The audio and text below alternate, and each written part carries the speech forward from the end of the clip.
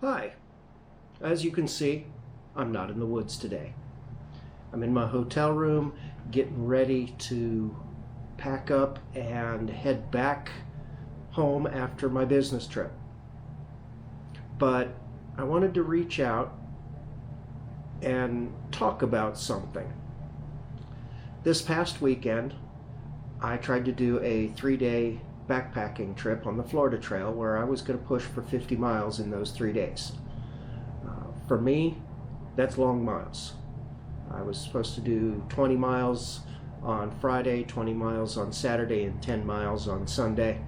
And I pulled the ripcord halfway through, well, a little more than halfway through on Saturday.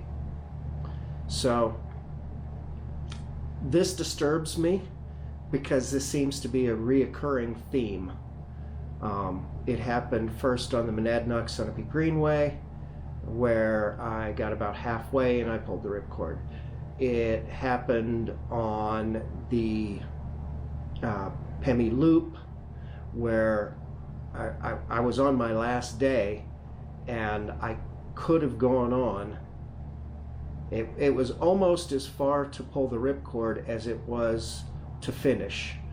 The problem was the finish required 2 more mountains and a significant amount of up, whereas the ripcord way was just down the mountain and then along the bike path. And of course it happened on this one. And I'm concerned that some of the really aggressive stuff that I have planned for the distant and the far distant future may be more of the same, and I don't want that to happen. So I've been analyzing what the problems are, and I've come up with a few things that I think I can address that will give me an increased likelihood of success. The first question, of course, is weight. And that's a twofold question. Number one, there's my own weight. I'm carrying some extra pounds. I could stand to lose probably about 20 pounds at this point. I'm not huge, but I'm carrying extra around the middle like most guys my age. So I've got to do some work to get rid of that. Additionally, I've got heavier than necessary backpacks. So my weight on this last trip was about 35 pounds.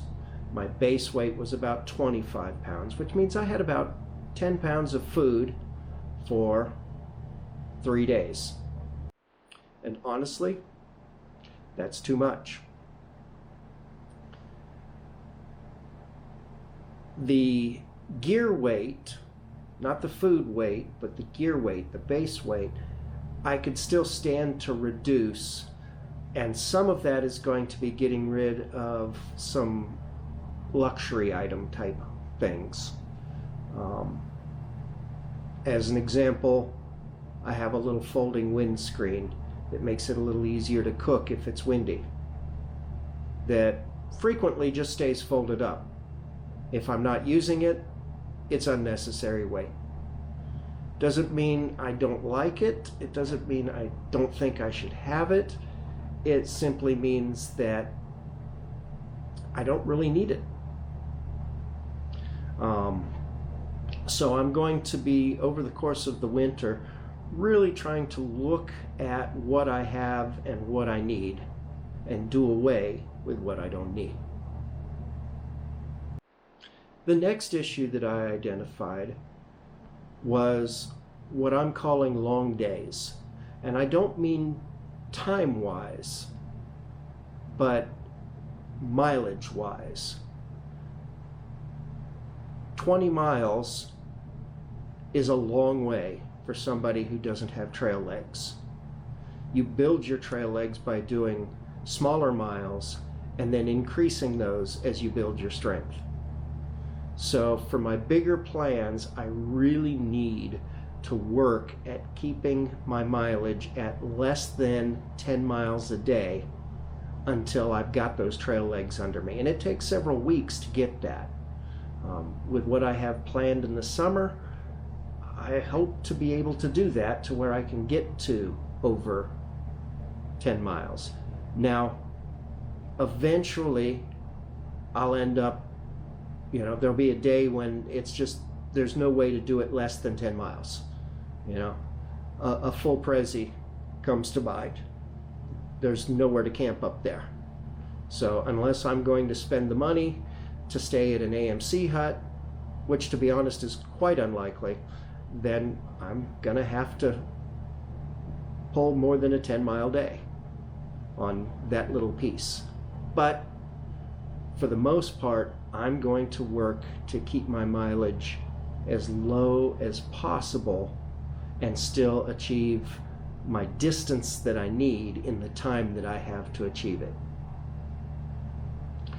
The other thing is consecutive long days. So I did 22 miles on Friday of this last hike, and I didn't start until like 9 o'clock because I had to put my car in place at the end point, and I had to get to my start point, and I was able to make that 22 miles by about 5:20 p.m. So call it, 8 hours to do 20 miles? That's pretty good average speed. Now, granted, it was a Florida trail, so it was very flat, but it was also sandy beaches. But it tore my feet up. Now, had I not hiked the next day, or had I had a less aggressive distance planned the next day, I might have succeeded at my hike. I did 13 miles. Had I done 10 miles and stopped, let my feet rest, let my socks dry, that kind of thing, then I would have potentially been able to do more the next day. Now, could I have done a 20-mile day the next day? I doubt it. I might have been able to do another 10, but I would not have gotten a 20-mile day. So those consecutive back-to-back long days, I think, are really, really hurting me. The last item that I have that I think is responsible for me not succeeding at these long goals is pushing too hard too early. As an example, on the Pemi Loop, I did my plan the first day, which was 14 miles, and it was actually pretty easy. I think that one was reasonable, mostly because the first of those 14 miles was flat, like the first 7. It wasn't until I was deep in the wilderness that I started going up the hill. And then I got to the ridge line, and while there were some challenges there, it was fairly easy until I got to camp. But on day 2, when I got to the Garfield tent site, I should have stopped, and I didn't. I felt slightly tired, but not exhausted. I'd only done 7 miles. And I did 14 the day before, so I should be able to do 14 again. And therein lies the problem. The second day is going to be harder than the first day because you're starting tired. Until you've got your trail legs under you, each day kind of gets harder. So pushing hard too soon causes me to be absolutely exhausted. Now, that second 14 miles, all the way to the Liberty Springs tent site on the Pemi Loop, I was wiped. I was absolutely exhausted. And there were other problems, potential weather coming in, and there were other circumstances involved in that particular hike. But overall, the simple exhaustion caused by doing multiple 10+ mile days in a row made it very difficult for me. By the time I got there, my back was hurting from the weight of the pack. Again, going back to item 1. And my feet were trashed. And one other thing that I want to talk about is foot care. Now, I know a lot of backpackers absolutely love their toe socks for preventing blisters. And blisters were a real problem for me on this last hike. I had blisters between 3 of my smaller toes. I had a blister on my heel. I had a blister on the left side of my left foot. And I know where those spots are. And I even taped some of them in advance, and I still ended up with blisters. I think I need to go back to the toe socks and try that out. But they're uncomfortable. They dig in between my toes. It feels like something is slamming in, you know, kind of wedging in between those toes, and it hurts. So I think I've still got somewhere, I need to find a different solution for that. And I'm gonna need a new pair of shoes for next season anyway. I may need to go up another size. I really like the grip of the Hoka Speed Goats, but I like the wide toe box of the Lone Peaks. I need to find something that's got that grip, that's got the thicker cushioning, but also has the wide toe box. So if anybody has any recommendations, please put them in the comments below. Know that I've tried Lone Peaks, and while I like them, the last versions that I tried, which I believe were the 5 and the 6, just didn't have the grip that I needed. Maybe they fixed that problem with the 7, but I really hesitate to try it because it's kind of risky to spend that kind of money.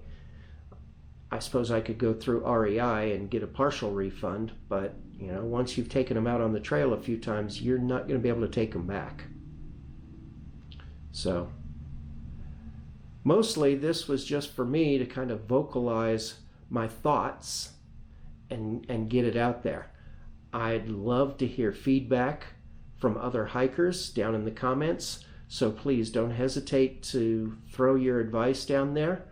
The worst that I can do if you throw your advice down there is ignore it, and then on my head be it, because it always all comes down to hike your own hike, and I'm going to hike my own hike. And maybe that means I ignore some good advice. Maybe that means I've tried that advice and not going to work for me. So thank you for watching this video. Hopefully it has helped other people. Hopefully they will look at it and see, ooh, hey, yeah, I'm falling into that same trap. Or maybe not. But I appreciate your time. This is Azimuth. Out.